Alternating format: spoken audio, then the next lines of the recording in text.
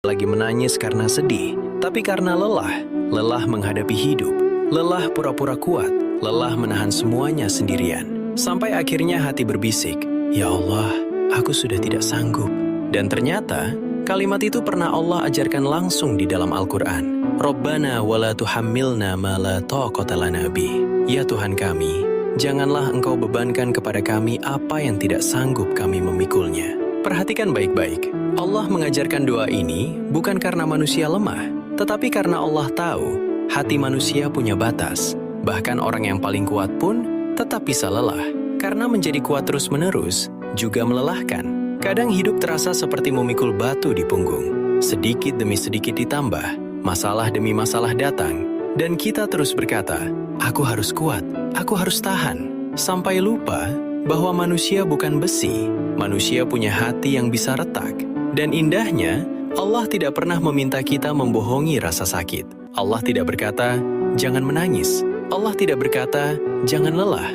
Justru Allah mengajarkan kita untuk meminta pertolongan. Rabbana wala tuhammilna ma la taqata lana bih. Karena doa itu adalah bentuk pengakuan paling jujur bahwa tanpa Allah, kita tidak akan mampu.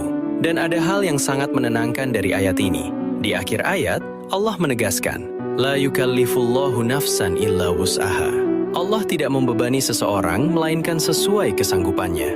Artinya, kalau hari ini kamu masih bertahan, berarti sebenarnya Allah tahu kamu mampu melewatinya.